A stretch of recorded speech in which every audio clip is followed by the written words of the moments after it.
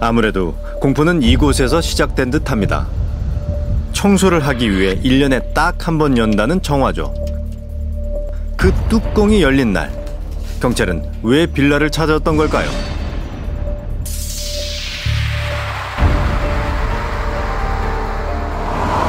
그날 정화조 뚜껑을 열었던 청소업체 직원은 뭔가를 알고 있을 겁니다. 무슨 잠시도 못 자요, 갑자기. 막판 딱 빨아 제꼈는데 그것이 딱 그런 모양이 다 보이는 거고. 보고도 믿기 힘든 그것을 정화조 안에서 봤다는데요. 청소 막바지, 정화조 바닥에서 발견된 그것은 사람의 머리뼈였습니다. 생각지 않았던 장소에서 예상치 못한 일이 벌어진 겁니다. 정화조를 청소하던 중 발견된 백골은 인근 병원의 영안실에 안치돼 있었습니다.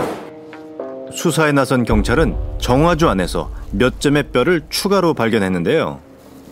몇 점 뼈에? 몇 개 뼈?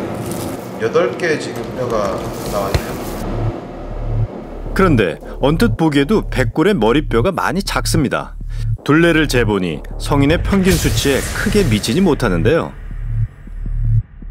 특히 경찰은 발견된 뼈들 중 엉덩이와 무릎 부위를 연결하는 넙다리뼈에 주목했습니다. 넙적다리예요. 이게 36cm라고 하면 짧잖아요, 길이가. 이걸로 키를 유추해보면 147에서 150 사이인데 플러스 마이너스 5, 6cm 정도 되니까 거기에서 그 정도 키의 소유자라면 여자일 가능성이 좀 높다. 백골의 신원을 밝혀줄 단서는 뼈 자체에 있었는데요. 발견된 8점의 뼈들 중 넙다리뼈의 길이로 추정한 변사자의 키는 150cm 정도. 작은 크기의 머리뼈를 볼 때 남성보다는 여성일 가능성이 높답니다. 뼈가 남아있는 걸로 볼 때 2008년 이후 사망한 것으로 추정된다는데요. 범위가 좁혀졌습니다.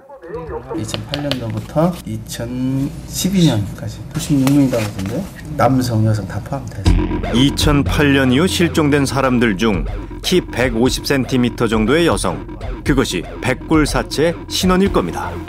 그런데 시내에서 전통증 그것만 하나밖에 없어요. 아, 그분 하나. 조건에 들어맞는 단 한 사람, 지난 2008년 외출했다가 실종된 82세 윤 할머니입니다. 그런데 놀랍게도 윤 할머니가 실종되기 전까지 살던 곳이 백골이 발견된 그 빌라입니다. 할머니인데 언니가 갑자기 없어져가지고 그 딸이 강중가 사는데 와가지고 실종신고 그 당시 했다더라고요. DNA 검사에서 나온 말이지만 그 할머니입니다. 1m 한 45나 못 살기도 어때야. 145cm 정도의 작은 키에 몸집이 왜소했다는 윤 할머니.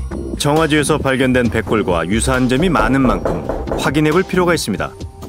요 어디 빌라 어르신이 한 명 살았다가 행방불명 되셨다고 그래서 그러면 남의 집 일은 딴 사람들을 말을 듣기에 왜 남의 집 말을 그렇게 하셨는가 몰라 알지도 못하면서. 어머니가 어딘가에 살아계실 거란 희망을 아들 부부는 꼭 쥐고 있었습니다. 정화조 뚜껑이 열린 그날 이후 만나면 서로의 안부부터 묻던 이웃들이 이제는 불길한 소문을 나누느라 바쁜 모습입니다. 중학교, 고등학교 학생들이 와서 막 술 먹고 담배 피우고 그래갖고 그런데 못된 짓 산다고. 저 의왕바 태풍이 옛날에 사람이 옛날 얘기 하지 마. 죽었는데. 오늘 얘기나 이가게. 소문이 무성할수록 두려움은 커져만 가는데요. 딱 나오면은 딱 보이잖아요, 저기가. 그래서 해가지고 거기다 차 대야 되는데 저기다 차를 막 서로 안 대려고 그래. 안 돼요. 그 위에다가. 심각한 주차난을 겪고 있지만 정화조 곁엔 오기도 싫다는 사람들. 의문이 해결되지 않은 그 자리엔 불안과 공포가 자라나고 있습니다. 작은 키의 백골 사체. 그녀의 이름은 무엇일까요? 그 죽음은 왜 정화조 안에 갇혀있던 걸까요? 아직은 모든 것이 미스터리일 뿐입니다.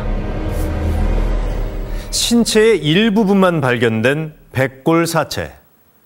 나머지 뼈들의 행방은 묘연하고 백골의 신원 역시 아직 불분명합니다. 어느 날 갑자기 정화조 속에서 발견된 죽음. 그것은 사고의 결과